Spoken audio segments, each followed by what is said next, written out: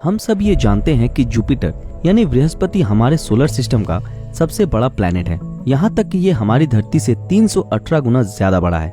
Jupiter ग्रह एक gas giant है और बहुत लंबे समय तक वैज्ञानिक भी ये नहीं जानते थे कि इसके एटमॉस्फेयर में मौजूद उग्र और तेज गति से घूम रहे घने बादलों के नीचे क्या मौजूद है।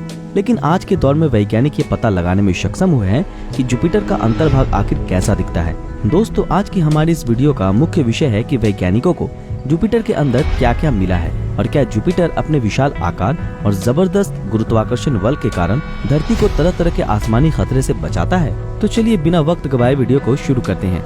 दोस्तों, हमारे ब्रह्मांड की शुरुआत धूल के कण और गैस के भिन्न भिन्न उपादानों से हुई थी आज से करीब 460 करोड़ साल पहले। और सबसे पहला प्लेनेट जिसकी उत्पत्ति हुई थी वो थे नेपच्यून, यूरेनस, सैटर्न और जुपिटर। जुपिटर की मजबूत ग्रेविटी की वजह से इसने ब्रह्मांड से धूल के कण और विशाल परिमाण गैस को खुद के अंदर खींचकर खुद को सटीक शेप और साइज में ढालने में सक्षम हुआ और सारे ग्रहों से सबसे पहला ग्रह और सबसे बड़ा ग्रह बनकर सामने आया।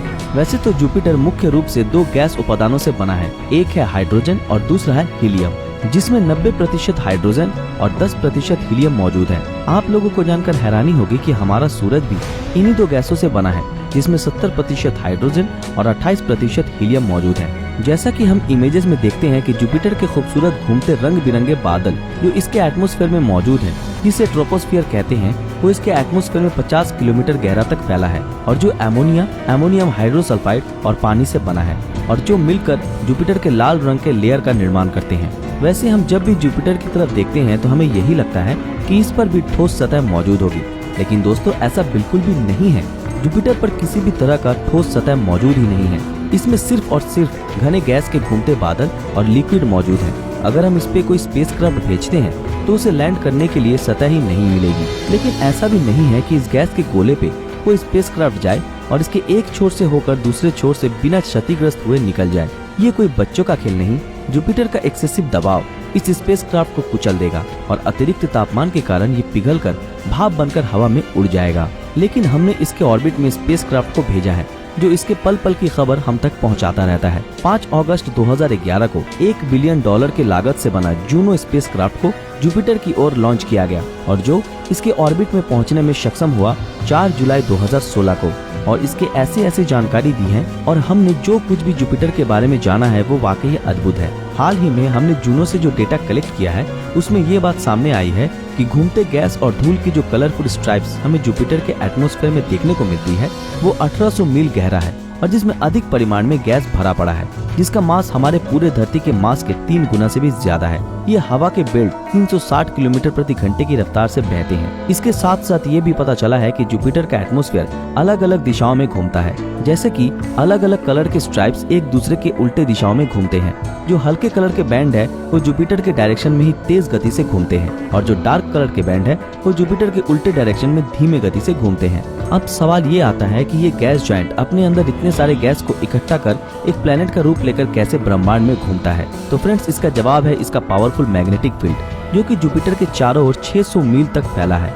और जुपिटर का मैग्नेटोस्फीयर हमारे सोलर सिस्टम के सारे प्लेनेट के मैग्नेटोस्फीयर से सबसे ज्यादा पावरफुल है। अब बारी आती है द ग्रेट रेड स्पॉट की, जो कि जुपिटर की सबसे खास चीज है।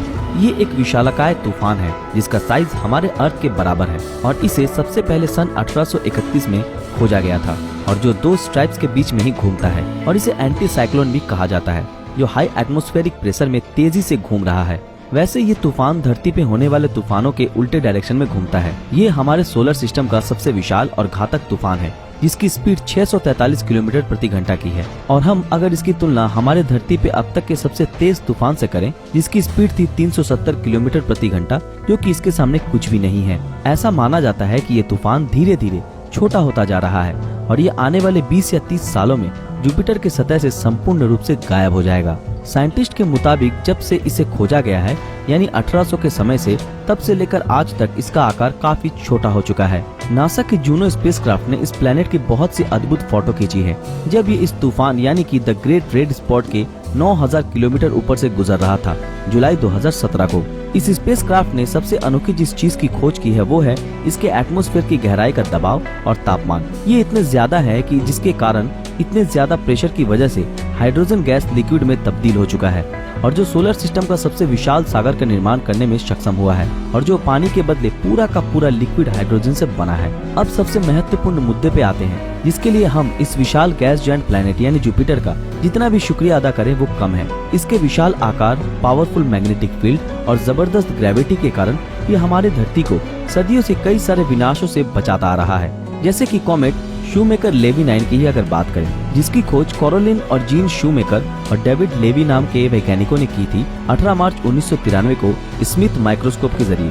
उनके मुताबिक ये उल्कापिंड 1.5 से 2 किलोमीटर चौड़ा था और इसे जुपिटर ने अपने टाइडल फोर्स और ग्रेविटी से अपनी ओर खींच लिया और जुपिटर के जबरदस्त मैग्नेटिक फील्ड के कारण ये कॉमेट लगभग 20 टुकड़ों में टूटकर बिखर गया और फिर ये 20 टुकड़े किसी मालगाड़ी की तरह एक के बाद एक करके जुपिटर से टकराने लगे और इस टकराव से उत्पन्न ऊर्जा 300 मिलियन एटॉमिक बॉम्ब से उत्पन्न होती ऊर्जा के बराबर थी और इस टकराव की वजह से जुपिटर के एटमॉस्फेयर में बड़े बड़े काले धब्बे देखने को मिले और इस टक्कर के कारण इस गैस जायंट का तापमान बढ़कर 53,000 से 71,000 डिग्री सेल्सियस हो गया। तो फ्रेंड्स, जरा इमेजिन कीजिए कि ये उल्कापिंड जुपिटर से ना टकराकर अगर हमारी पृथ्वी से आ टकराता तो धरती का क्या हाल होता।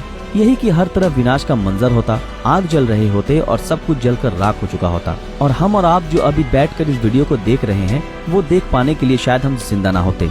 सो फ्रेंड्स, ऐसे ही हजारों एस्टेरॉयड और कॉमेट के टकराव से आए दिन जुपिटर हमें बचाता रहता है और हम यही दुआ करते हैं कि आने वाले दिनों में भी ये हमें यूं ही बचाता रहे। दोस्तों, आज के लिए बस इतना ही। आज की हमारी ये वीडियो आप लोगों को कैसी लगी हमें कमेंट में जरूर बताएं। अगर ये वीडियो आप लोगों को पसंद आया तो इस वीडियो को लाइक और ज्यादा से ज्यादा शेयर जरूर करें। तो फिर मिलते हैं आपके साथ अगले वीडियो में, तब तक के लिए अलविदा।